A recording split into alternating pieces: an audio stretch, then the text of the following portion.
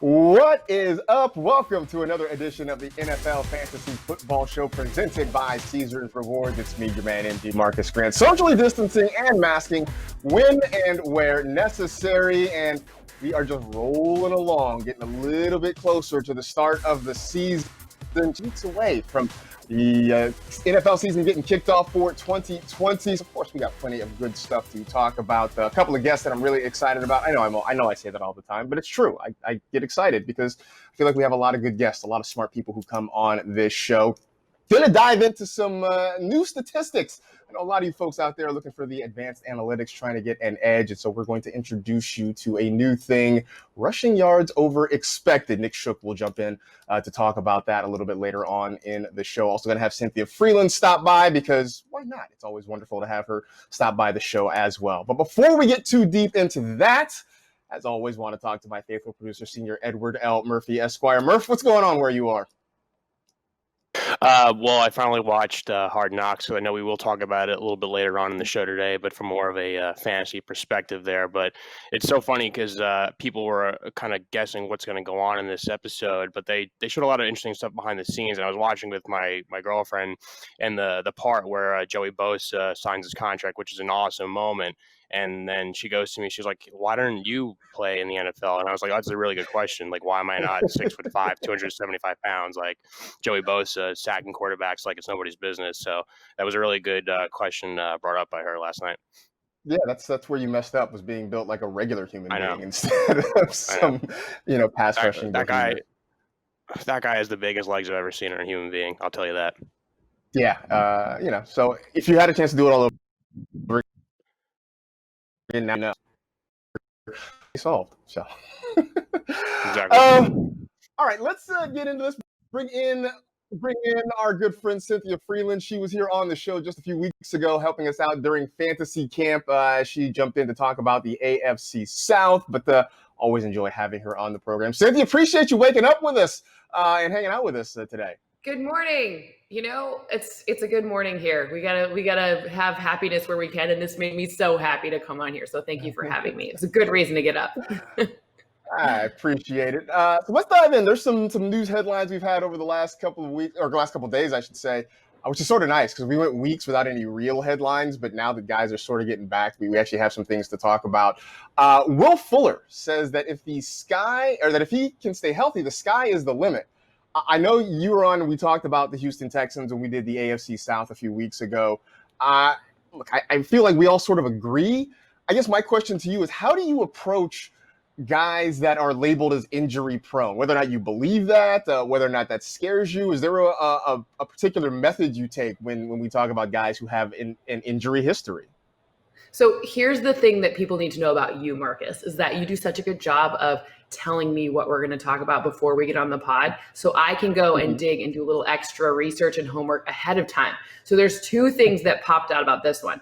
The first, and you're getting some good exclusive here, you saw that there were some comments that Will Fuller made about improving his posture and doing some work on like structural, whatever posture fixing stuff that he talked about in the news, right? So when I went back and I talked to some of my people who very well know Will Fuller and what's going on, and they do say that he's coming in this season in a much, like, his posture is better. He's not, the training tables are different. So I will say it seems to be that there is some truth to that. So that's from kind of the horse's mouth, if you will, right? And then the second one is that when you look to kind of calculate what situations that people are in where they're going to get hurt, unfortunately for Will Fuller, now he's going to be the source of more of the defenses, they're going to focus on him a lot more. So the only problem with that is that he gets like a lot more attention, which could actually bump up the potential for injury a little bit. So it kind of nets out as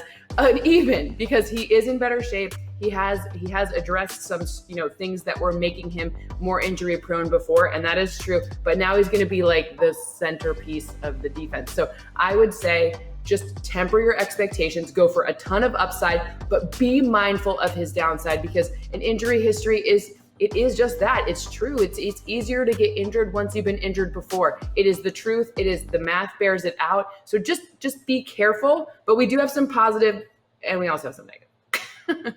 Yeah, no, I mean, I get it. Like, I have sort of been taking advantage of the fact that I think a lot of people are scared off by his injury history. So getting him sort of as a mid-round guy, as maybe a Totally. second or third receiver, I'm like totally fine with that.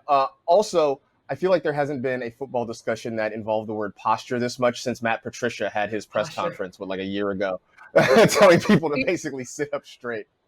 I think that's like honestly one of my favorite compliments people give me. Cynthia, you have great posture. Thank you. My mother really instilled that into me as a young child. Your parents should be proud. Absolutely. Very proud. Um, Marion's on it. There you go. In San Francisco, according to Kyle Juszczyk, noted doctor, I guess. I don't know, but he says that Jerick McKinnon looks phenomenal. Now, we were sort of hoping a couple years ago that Jerick McKinnon would take off. He just hasn't been able to stay on the field. I mean, talk about another guy with an injury history. But I guess the question is, I mean, look, we're debating over Raheem Mostert. We're debating over Tevin Coleman.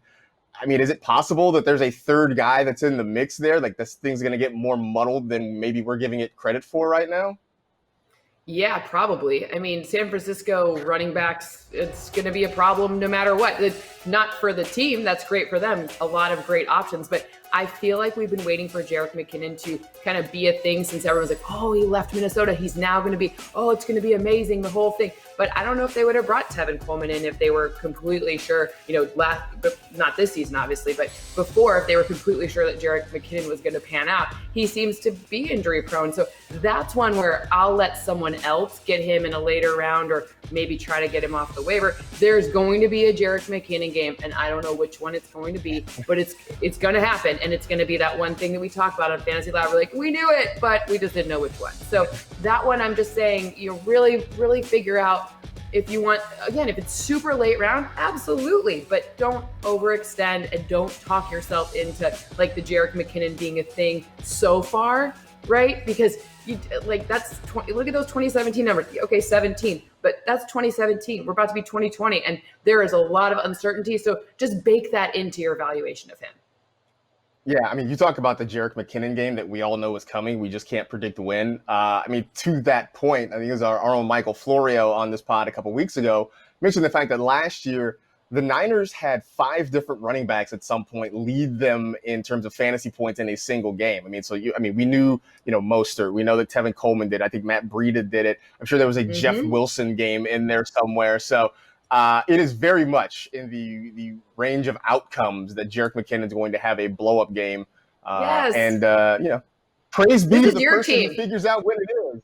This is your team. This is something you should be able to tell us. This is your team. You're a fan, so you got to be able to tell us that we're going to be looking to you for that. Tune in, Fantasy Live. I'll get Kyle on the horn and have him tell me when he's going to just start feeding McKinnon in a game so everybody knows. Marcas.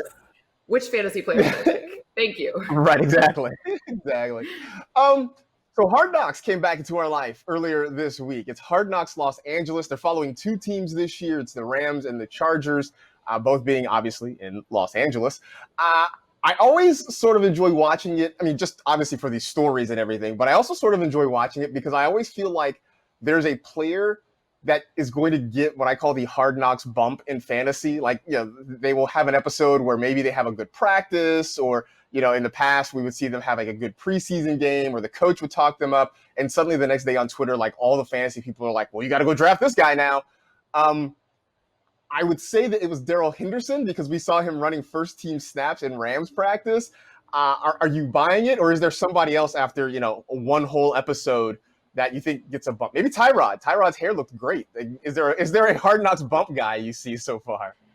I was going to go with the Tyrod mostly because their first 4 games, the schedule, and I think what's going to happen is we're going to see like the Tyrod, he's being named as a starter, and that this is how I see it unfolding. This is not from the one episode. This is me, being creative and being cooped up inside too long and coming up with a theory, right? So looking at their schedule and those first, and you didn't get the quarterback maybe you wanted, or maybe you went super late round with quarterback and you're like, uh-oh, now I need to figure it out. And I think the Tyrod kind of beginning of season bump, I think that's going to be if you had to pick a streamer or something weird happens, I think that's the one who will get the biggest value. But overall, I think it's going to be Chargers people who we think of as getting bumps, because for whatever reason, I feel like the Rams are focused on the defense, right? Like there was a whole Jalen Ramsey thing, and then obviously Aaron Donald, who like you could just put him on the screen and I would just watch because you're like, that's not a human, that's some sort of cyborg there, right? So,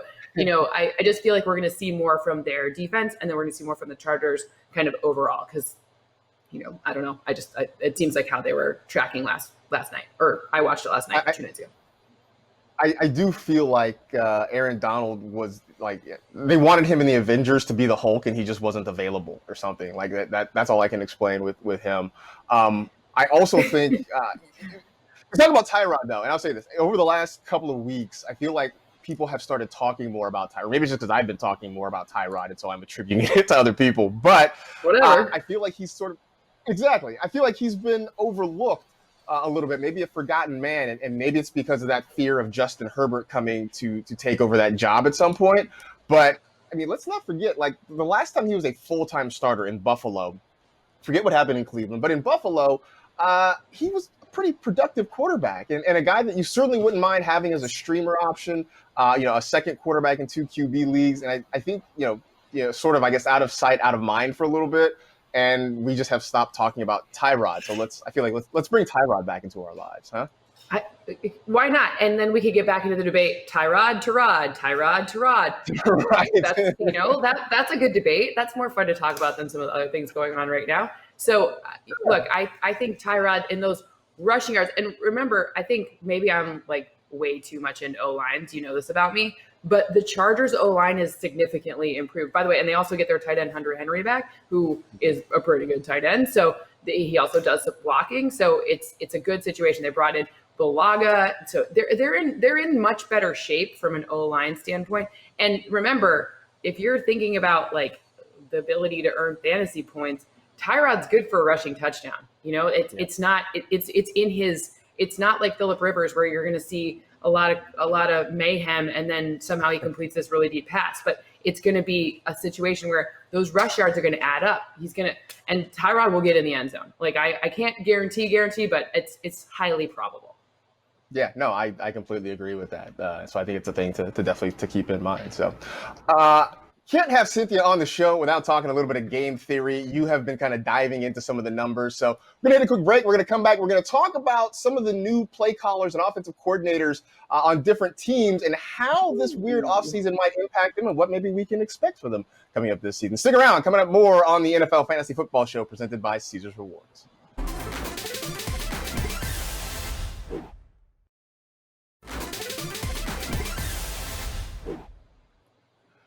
Let's talk a little game theory. I mean, why not? Because we've got Cynthia Frelund here with us. You have done a ton of good stuff on NFL.com. Folks can go check it out over there. What is it? NFL.com/Frelund, I would assume is there you go. Yep. So one of the things that you wrote that I was really interested in, you talked about some of the new offensive coordinators and new play callers on different teams this year. I guess they're familiar names in a lot of situations, just they're on new teams now. You highlighted a few of them. I wanted to go through just a couple of them. But first thing I wanted to ask you is, because this has been an unconventional offseason, right? Guys haven't had a chance to work out on the field together. It's been, like we saw from Hard Knocks, it's been mostly Zoom meetings and that sort of thing. How hard will it be for these new play callers and their players around them to sort of get adjusted to one another without having that on-field time right now? Honestly, I think defenses have a big advantage in the first 4 games of the season, especially in places where there's not as much continuity. So if you have a lot of continuity from player standpoint, like I think Dak and the Cowboys will be okay. The O-line, Zeke, and obviously they added a wide receiver, but their main 2 guys are still there. So that's going to be less of a transition period than say, in Cincinnati, right, where Joe Burrow is coming from college, and just inherently that game speed it's just different. It just is. So, ultimately when you look to see what is going to happen here, the more familiarity and the more continuous pieces, the better off you are. So, you're looking at the Cowboys right now, and you're looking at what's going to happen there. And they already, they had the most offensive yards on average last season. And now you add a Mike McCarthy, who's a West Coast guy. Like, that's going to be fun for them, but it does bode well for them that O-line and their running back really are all the same, because then the new passing concepts will have time to develop. And just like we saw, Dak from his first to his third seasons, remember, they rolled Dak out really smartly. In the beginning, they didn't have him do like deep outside the numbers passes. This just wasn't part of the playbook. So I think Mike McCarthy, with tons of experience and obviously knows how to handle good quarterbacks, I mean, somehow is gonna find a way to roll it out in a way that makes sense. So it's really like, think about it like this, those like 10,000 hours you're supposed to take doing anything. The more closer to the 10,000 hours, that's horrible English, but whatever, I do math. The closer to the 10,000 hours that you start with, the better off the situation. But the further from those 10,000 hours that you are, then it's just going to take longer. I mean, it makes plenty of sense. Certainly. Let's go down to Carolina, though, because they've had a ton of turnover. Obviously, a new head coach in Matt Rule. Cam Newton is no longer there. Teddy Bridgewater is the quarterback. And look, Teddy B is a great story in the sense that this is a guy who had that horrible leg injury just a few years ago. Is kind of working his way back in. Now he's got his chance to be a starter once again. How does he fit with what this new Panthers offense potentially can be this year?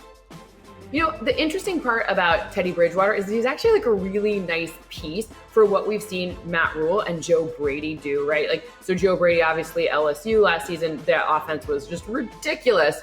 And they have some pieces that are not dissimilar. They have a bomb running back. They have a number of good receivers, including one who I think is super underrated in DJ Moore. Like people don't even think about him. So to me, I think it's going to be better than we think, but I think it's going to be strategic, right? I don't think it's going to be something where you're asking Teddy Bridgewater to turn into Patrick Mahomes somehow, right? I think they're going to do these shorter passes like we saw in when he took over for Drew Brees last season for the Saints. Do the things that work, right? Like execute the offense, get these gains, just keep the first downs coming, and it adds up. It may not be sexy for fantasy purposes, but I think it's going to be more efficient and effective than people give it credit for. And obviously with Christian McCaffrey, who plays like all of the snaps, so it's something like 96% of the snaps last season, and like should probably be the touch leader in the NFL, and is very deservedly so your number one overall pick in any sort of fantasy. But it comes down to this, like Teddy Bridgewater's ability to, with Christian McCaffrey there, play action will work. And you know what Joe Brady did a lot of, and we saw a lot of success at LSU with? Play action. So they have the continuous pieces, and their O-line is good. It's not the best O-line, but it's a good O-line. And ultimately that will be able to create success. So there probably will be a game or two where Teddy Bridgewater is going to get, maybe it's more like he'll get the receivers, the amount of passes you need to make your receiver worthwhile. But it's not, I'm not drafting Teddy Bridgewater, but I think he fits really well for what's probably going to happen based on what we've seen Joe Brady and Matt Rule do in the past.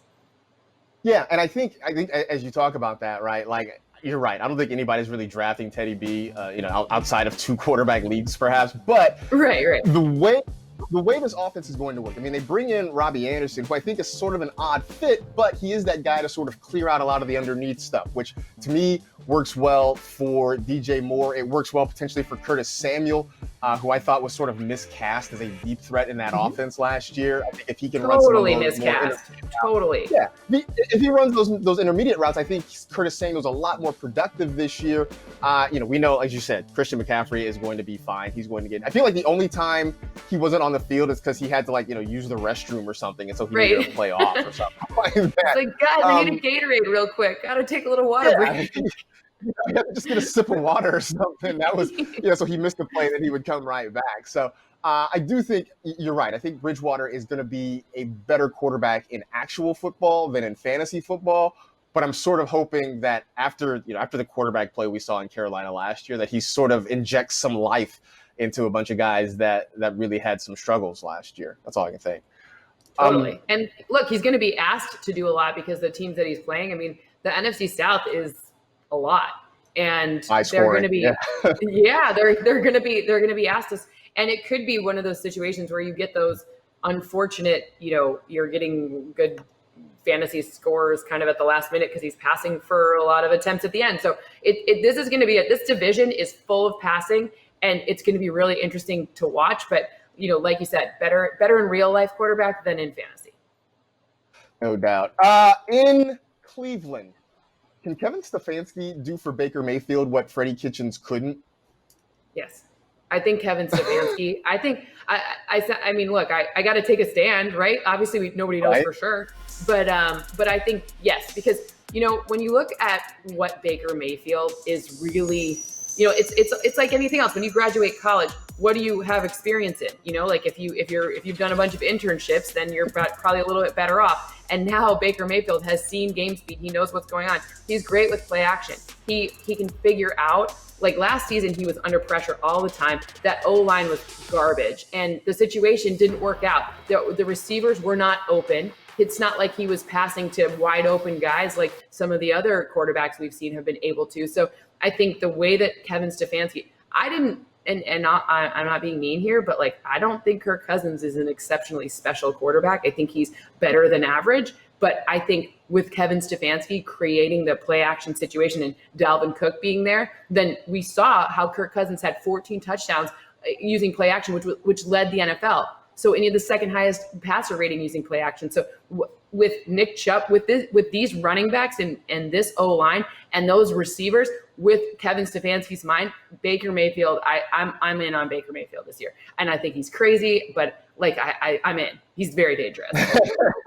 I think we might have been 1 year too soon on Baker Mayfield, and right now he is essentially free when it comes to fantasy drafts. I mean, the pieces, as you mentioned, the pieces are there, so that's not an excuse. I think it's just about getting a play caller that he can feel comfortable with, and I hope you're right. I do hope that Kevin Stefanski is that guy to sort of unlock him, because a lot of us were really high on Baker Mayfield last year, and a lot of us got burned, and I think a lot of people are sort of gun shy. After I'm not. I've now given away my two quarterback sneaky plays. I like me some Tyrod. I like me some Baker Mayfield. I have Baker Mayfield totally draftable. He's I think quarterback 8 or something for me. I'm in. I'm all in. All right. Wow. All right. Cool. Now, when we draft against each other, you're going to use that against me. No, I'm gonna leave it out there. I'm just gonna, I'll let it ride a little bit. I have my own quarterback guys, and I think I've mentioned on other episodes of this show, so it's fine. So I'm taking copious notes, but I'm just usually it's more of an advantage for me, right? So one of those quarterbacks that I've been in on is Daniel Jones in New York. He's now got Jason Garrett helping him out there. What does that mean? Look, you can knock Jason Garrett for his head coaching, especially now that near the end there in Dallas. I think a lot of people agree that though he is a good offensive mind, what does he mean now for this big blue offense? Look, first of all, you were right about Daniel Jones. Last season, you saw good results, especially when he was able to not be under pressure. Give these guys a little bit of a chance to develop as rookies. And when you saw it, Daniel Jones was awesome. His top 3 passer rating, great situation when he was able to not be under pressure last season. And Jason Garrett, just like I talked about Dak before, Jason Garrett has the rollout plan. It's a progression. Let's go with these kind of passes, get him in a good flow. Let's go with these type of then we'll add in this. Then Dak Prescott, like I said, didn't throw outside the numbers deep for I actually think until week 15 or something nuts. He didn't even tempt one. You know why? They didn't have to, because he created the type of game plan to really allow the offense to develop. And I'm with you. My only fear about Daniel Jones is that, you got a lot of rookies on that O-line and unexpected rookies with Nate Solder not being there. So that's a little dicey. But I think you have Saquon still, and that guy's quads have gone nowhere. So it's going to be great for him in that situation. And now you get a full season with Golden Tate. And as much as Golden Tate can be frustrating in fantasy, the defenses have to account for him, because he's great in the slot. Big slot, little slot, he's great in the slot. So. Look, I'm all in on. I've made no bones about it. I'm all in on Daniel Jones, and so I'm hoping, especially if the wide receivers, if the pass catchers can stay healthy, I think he's got to cut down on the turnovers. That is the one thing. He just has to protect the football better than he did last year. Before we hit the break, the news has come down that George Kittle has gotten his extension. It was rumored. It was sort of long expected. It has finally happened. 5 years, $75 million for George Kittle. He's going to be in San Francisco for a while. Well, look, we know how good he is. I mean, there's no argument about that. I have been on record, though, Cynthia, as saying I think this is the year he takes over for Travis Kelce as the top tight end in fantasy football. Agree or disagree with that? Totally agree for 2 reasons. Reason number 1, because when you look to see, you got healthy Tyreek Hill, Mecole Hardman, Sammy Watkins, they've got more options. And you got some question marks here when it comes to what's going on. Is Deebo Samuel going to be healthy? Emmanuel Sanders is no longer there. You're going to be relying more on the guy who's get 15 million average year. That's receiver money. That's not, usually the top of the market for a tight end is 9-10, right? But this is 15. So that shows you what their expectations are. And it shows you where they believe he fits as more of kind of a hybrid, not necessarily just a guy who's a regular tight end. And the thing that Kittle doesn't show up in fantasy, but it really matters. That guy blocks. This pass pro is insane. That's why those running backs can get such pass run. He's going to block for you. So you get an opportunity. I mean, I just think in terms of like number of balls that you catch, I think he does take over, because I'm not entirely sure who from their wide receivers is going to step up. And they've got some questions, and we know this is kind of a run first offense. So run first, Kittle, and then the wide receivers. I think that's the flow chart. Yeah, I 100% agree with that, and that's why I have him in drafts. I think a big year for George Kittle. Sort of like Christian McCaffrey, we're going to step away for a second, take a quick sip of water. When we come back, Nick Shook's going to join us, talk some rush yards over expected as we dig a little bit into some next-gen stats. Stay tuned for more on the NFL Fantasy Football Show presented by Caesar Rewards.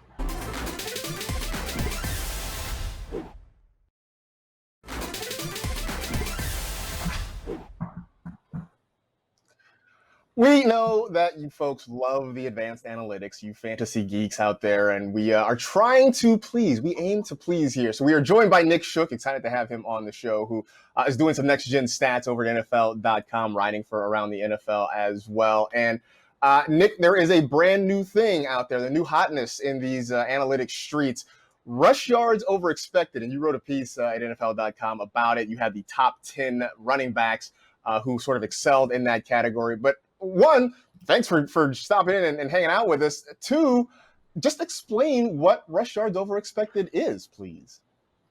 So essentially, when we think about rush yards over expectation, we have to think about everybody else in the field, right? Because the running back is not going to outrun 11 guys on his own. So you have when the ball is handed off to the running back, we are taking the position, the speed, the movement, everything of all the other players on the field, using that tracking data to figure out, well, how many yards should this running back ideally gain on this carry? And then we apply that on a per carry basis over the entire season for every running back. And then we take their actual yards per carry, compare it to their rush yards over or under expectation. That's basically, we get that number by that expectation that we found initially. And then we get their over or under expectation, which is really how we figure out how effective a running back is. And so we've kind of built this top 10, and some of the guys at the top of this list shouldn't be too surprising. Derrick Henry's up there at number 1. Nick Chubb is up there at number 2.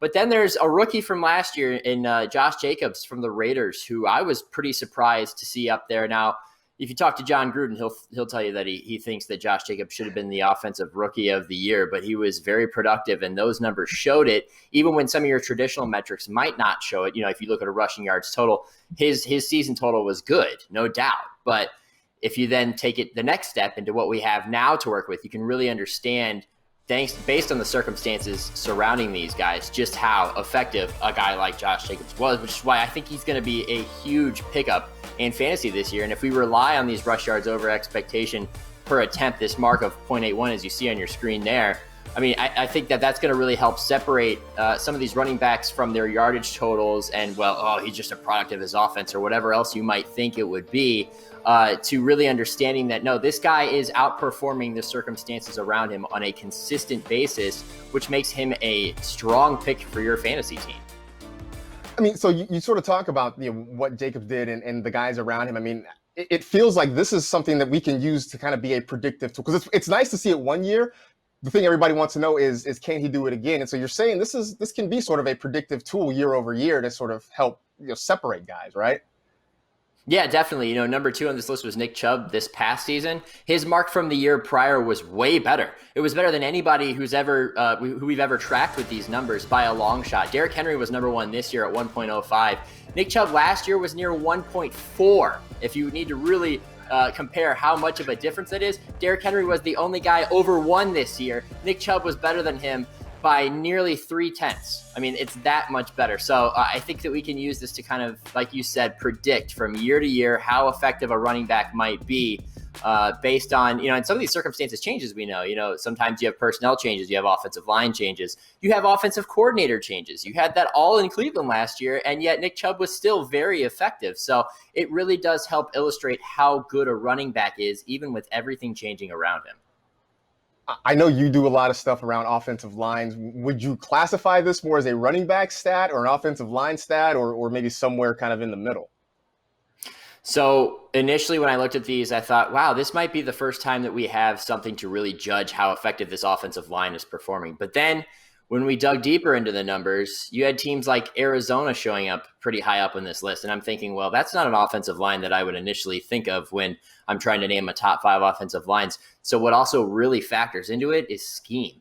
And we all think about how Cliff Kingsbury loves to rely on the spread. He trotted out the 4 wide receiver set more than anybody else in the league last year by a wide margin. And we all know what that does. That spreads the field out. It allows for your running back to get more room to run because there's less defenders in the box. There's less guys for his offensive linemen to block. So it helps illustrate how an offensive line is performing, no doubt, but it also really shows how well they fit within the scheme. And then if you combine all of that together, it sets that benchmark that we then judge the running back by.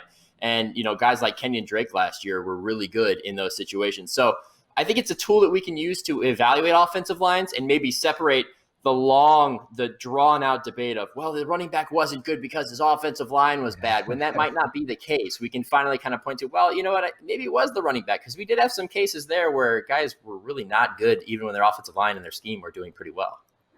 Yeah, I mean, you mentioned in your piece, like Devontae Freeman, I know was pretty bad. I think Todd Gurley was pretty bad. Were there guys that you were maybe expecting to see in the top 10 that didn't make it there, kind of caught your eye in that respect? One big one that I've gotten a lot of responses for, and Cowboys fans have come at me pretty angrily thinking that I'm responsible for the data, is Ezekiel Elliott. Yeah, exactly, right? That's what it always is. It's your fault. You're in charge of the numbers. You produce them. It's all Exactly.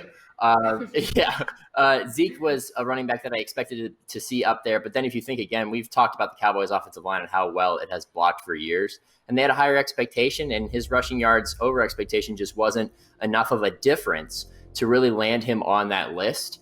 And, some people are going to say, well, he's a top 5 running back. And Zeke will get on Twitter and tell you that he's a top 5 running back, that he's one of the best in the league. And that's not wrong. It's just that he's dealing with a better set of circumstances around him than some of the other guys. And that's what we were really judging these individual running backs on, is how well are you achieving above expectation? How much are you doing for your team beyond what's already built for you? And Zeke's doing a good job. It's just, he's kind of got the deck stacked in his favor a little bit. Cynthia, you are our resident predictive analytics person here, and I know that you're always trying to find more data to kind of help you round out. I would think this has got to be a nice tool to have in the toolbox when it comes to doing projections now. Totally. For me, it's like woulda, coulda, shoulda, right? Like, should they have done a good job like Zeke? The Zeke example is totally perfect, actually, right? Like, you're in a great situation, so it's going to be hard to exceed above that situation, harder at least, or you're in a crappy situation and you did a really good job or you didn't get. So the relative difference, I think that's where people need to look at the difference, because then you can distill, is it chicken or egg? Is it O-line or is it the running back or is it both? And then as we get years and years of this information and we get a kind of an established benchmark, we're going to find this awesome number that's going to be anyone who's over a 0.7, they should be a top 10 fantasy running back, something like that. So we'll be able to get some really cool insights. The more this is a brand new metric. And so, we can only go back in the data as far as we have the data to go back in. So each year, each snap, every time it goes through, is super exciting to see, who's going to be kind of good. And then, by the way, we're going to be able to do a cascade of other different things, right? To be able to predict the next Josh Jacobs in terms of rookies, because at least at the running back position, there is a shorter learning curve than other positions. So it's a really cool tool to be able to have an edge on your friends. And also just watching the game, you can be that's that Nick Chubb, he has the best historical yards over expected runs. And who doesn't want to talk about that at the bar when we finally go back to bars? Yeah, just like when we go back to bars, it'll be a great bar bet that you could possibly Exactly. win. It's going to be so much fun. Nick, I know you. I mean, you were here with us for a while. You took a sabbatical from NFL media. Now you're back, which we're certainly glad to have you back. For folks who don't know, where can they find your work? You can go to NFL.com/Shook, and you can follow me on Twitter at @TheNickShook. And it's only because the person who has @NickShook won't give me the handle. I've been trying for like 9 years, and I can't get it. So sorry. Yeah, I'm blocked at this point, so it's a lost cause. You're blocked. That's amazing. You know what the best part is? Your chair behind you looks like you have the most massive popped collar. It's fantastic. I probably should have wore a different colored shirt than black. Here's my collar. I think it's great. I like it. It's great. It's like it gives you popping collars. We're good. It's like exactly. Like the 80s all over again. It's fantastic. So yeah, they follow him on Twitter at the Nick Shook, except no substitutes. Nick, appreciate you stopping by. Look forward to reading more of your stuff, man. Take care. It's great stuff. Appreciate it. Thank you. Hey, always. Thanks, Cynthia. Cool. We'll take a quick break. Come back. We will talk some rookies a little bit as we start to dig more into draft season. Stay tuned for more of the NFL Fantasy Football Show presented by Caesars Rewards.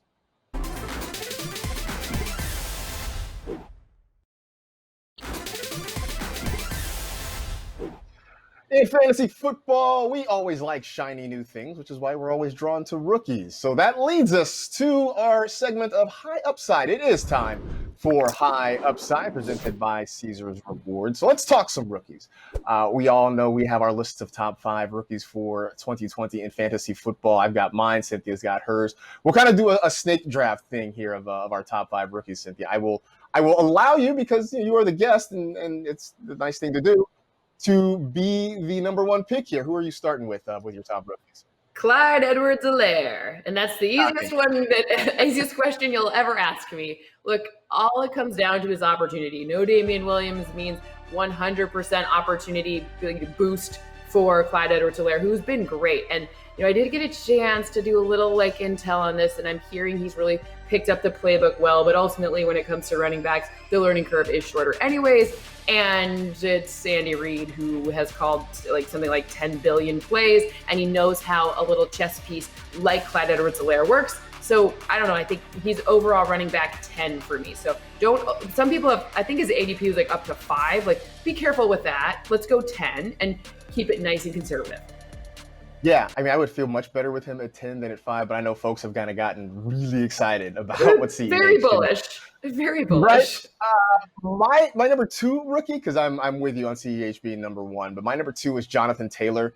And again, you talk about the learning curve being shorter for running backs. That is certainly going to help. I know Marlon Mack had a pretty good season, all things considered, last year, but the Colts really went out of their way to add one of the most productive runners in college football history to their roster. They're going to give him opportunities, and I think he's going to be that guy that you see as sort of that hammer down near the goal line. He's going to get quite a bit of work there for Indianapolis, and I like him. He's kind of more of a, I think, 3rd or 4th round pick, I think, maybe even a little bit later, I think, at a lot of drafts. But I think he's going to have a pretty big season there. So where would you go after Jonathan Taylor? So if I go strictly by my current projections, it would be CeeDee Lamb next at the wide receiver position. But lately, as of yesterday, I had some conversations, and I'm actually thinking that one to really boost is DeAndre Swift. And I know Kerryon Johnson is there in Detroit, and I know I'm seeming like a bit of a homer because I'm a Lions fan, but it's actually, if you know anything about me, I stay away from the Lions because I'm a Lions fan, because they didn't get the name Lie Downs for nothing. So for me, when you look at DeAndre Swift and what he did at Georgia last season through his whole career, that is a huge piece that they're missing in Detroit. And Darrell Bevell knows how to use him. So when I'm talking about who they like, who's picking up the playbook, who seems like they're coming into camp just raring to go, I'm hearing DeAndre Swift. So he's getting a big boost for me, multiple, use in the pass catching game. And we've seen Kerryon Johnson have some injury history, and he's been great, but I think DeAndre Swift might be the running back to finally break my little lie downs curse. Oh, all right. You know what? I sort of like him in that sort of debating between 3 and 4, which way to go. Take him at 3. At 4, just slide in there and take Justin Jefferson, who I think at least for this year, has the best to production. I think, when you talk about the ceilings for fantasy wide receivers, I think, you look at CeeDee Lamb, you look at Jerry Jeudy, you look at those guys. But in terms of what is available there in Minnesota with Stephon Diggs now in Buffalo, Adam Thielen can't carry this passing game alone. I think Justin Jefferson, as the slot guy that they're talking about there, really is primed to have a pretty big season. So I think if you're taking a longer view, I think there's somebody else. It maybe is a CeeDee Lamb that I put in that slot. But if we're just talking 2020, I'm fine with Justin Jefferson there. So, so that's 4. I love Justin Jefferson there. Justin Jefferson there. Justin Jefferson is my favorite receiver from this class because I watched the most film of him and tracked him.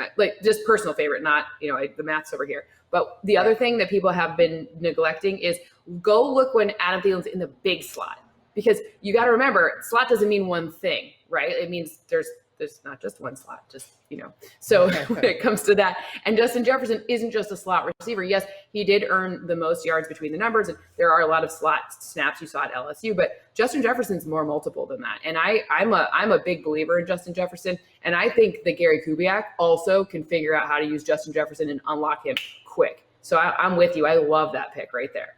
All right. Okay, so then we're rounding out our top 5. Who would you put in that 5th slot?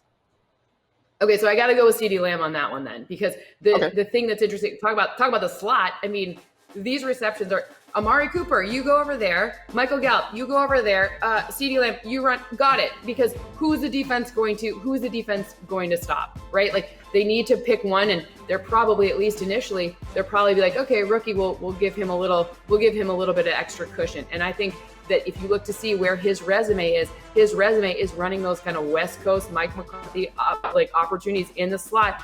They're coming for Dak because they know Dak's going to get paid. Let's go. Let's see what this rookie can do. And I think especially initially, you'll see him, getting used to the offense. And then this is a guy who come week 5, 6, you're going to be like, that's a lot of catches. Yeah, that Cowboys offense, I mean, that passing game, I think, is going to be high volume. It's going to be wide open. And I mean, I have been a big fan of Michael Gallup, but I think CeeDee Lamb, where he's coming off the board in fantasy drafts, has a lot of upside because of what you mentioned. I mean, the fact that, you have to pick your poison. Do you shut down Amari Cooper? Do you shut down Michael Gallup? Do you still have to focus on Ezekiel Elliott? There's going to be opportunity, I think, for CeeDee Lamb to step up and make some plays, and I think that's going to be exciting. Cowboys have had the Cowboys have had a pretty great offseason. I mean, they started in a good spot, and then signed Everson Griffin for not a lot of money yesterday. These are crazy times where it's a good year to be a Cowboys fan. That the East is, sometimes it doesn't seem like people want to win that division, so it seems like the Cowboys might be wanting to win that one. Yeah, they seem to have sort of taken control there, which, couldn't happen to a more modest guy than Jerry Jones. Who would be your number 6? Who would be your number 6? It's a top 5, but, we need 6. My number 6 would probably be Jerry Jeudy in Denver, because he was – look, I know he and CeeDee Lamb were sort of battling for 1 and 2 when it comes to wide receivers off the board. In the actual NFL draft. And so I think, there's going to be opportunity there in Denver for Jerry Jeudy to be a productive playmaker. So he would be the guy I have just after CeeDee Lamb. That I'm interested in really quick before, because I'm taking over here. Sorry. I want to know where you have Laviska Shenault, because he's an interesting one in Jacksonville, because that guy, when you watch what he did at Colorado, he's kind of like a running back-ish, wide receiver-ish meld. He's more like a Christian McCaffrey in terms of how they used him than I would have imagined, at least, right? So I think Shenault could be that surprising guy, because I think Jacksonville is going to need some help. Put it that way, need some help. Yeah, I agree. Shenault could be that. He's a guy that I have taken shots at late in a lot of drafts, because I do think he's going to get opportunities. He was a Swiss Army knife at Colorado. He was kind of doing a little bit of everything there. And look, I haven't been able to completely get on board with Leonard Fournette, because the way I frame it is, how can you like a running back that doesn't seem to be liked by his own team, right? The Jaguars seem to want to be free of Leonard Fournette in any number of ways, right? They bring in Chris Thompson, they draft Laviska Shenault. I can't imagine that Leonard Fournette's going to catch 70 passes again this year the way he did last year. So I'm willing to take that late round shot at Shenault. and hope that the upside takes over there. No, I'm totally on board with that. I'm glad I could make you laugh about the Fournette bit there. They don't like it. Doesn't seem like it. They're like, you and that beard. Ouch, yeah. Gotta go. Yeah. Gotta go. So, hey, there it is. That was High Upside, presented by Caesars Rewards. Draft a team with NFL Fantasy this season, and you could win a trip to take your league to Caesars Palace, Las Vegas for the fantasy playoffs. Download the NFL Fantasy app, draft a team, and select the trip to Caesars Palace from among the 3 grand prizes you can win. Take one last break. Back, we will dip into the fantasy mailbag, answer some of your Twitter questions, and wrap up the show. This is the NFL Fantasy Football Show, presented by Caesars Rewards.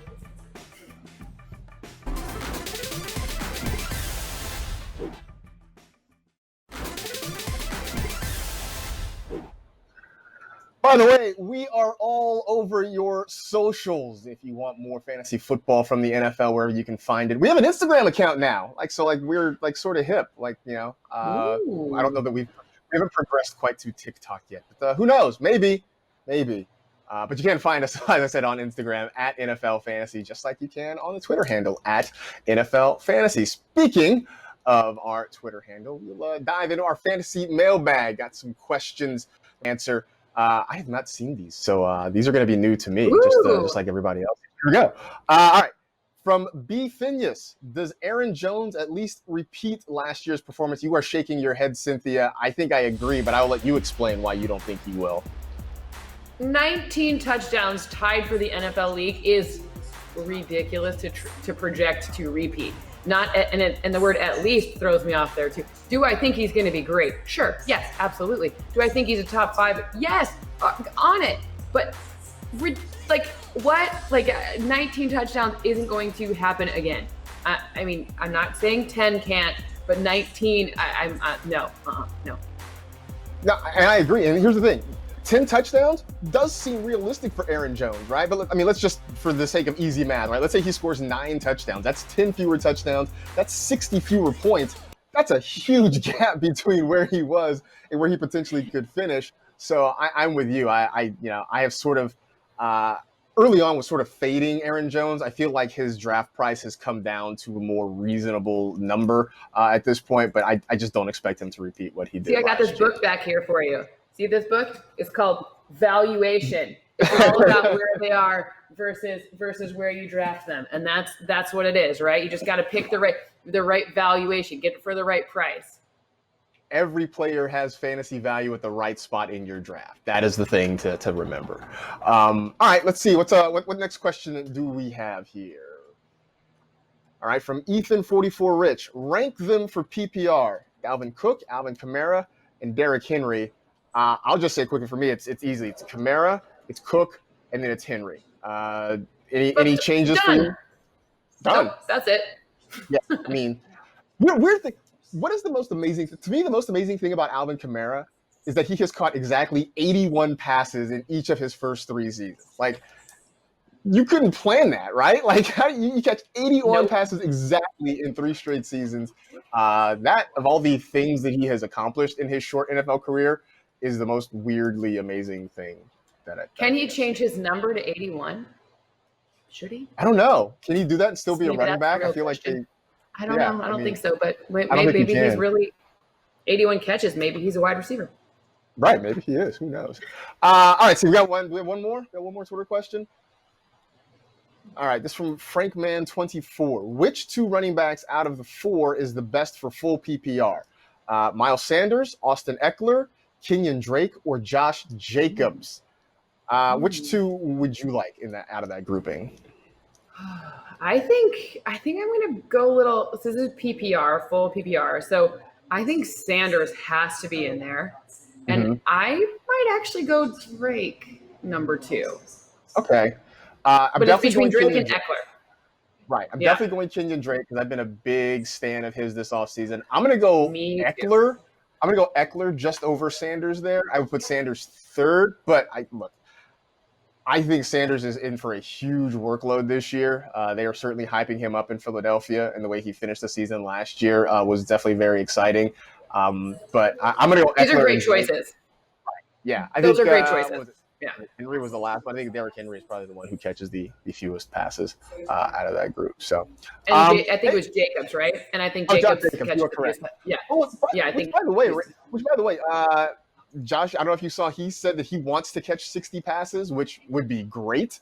I don't know if it happens because I don't even think the Raiders had a receiver catch 60 passes last year. So I don't see that in his future. But man, I would love that. That would be fantastic. I would love it too. It'd be fun to watch, but I just don't think it's going to happen. And I think Eckler, Sanders, and Drake have a much higher floor. But Jacobs' ceiling is huge. It's not that I don't like Jacobs. I just don't think that I'd like to catch 60 passes. Doesn't mean that's even I'm going to catch one. Right? I think we all would. Absolutely. Cynthia, appreciate you stopping by. It's fun as always. We'll have to do this again sometime soon. Please, anytime. Happy to be here. Great. Awesome. And we appreciate you all being here as well. That is it. We are done. Thank you for hanging with the NFL Fantasy Football Show presented by Caesars Rewards. You know the drill. Tell two friends to tell two friends. Rate, review, and remember, consciousness is just that annoying time between naps. Take care of yourselves, wear a mask, and we will see you next week.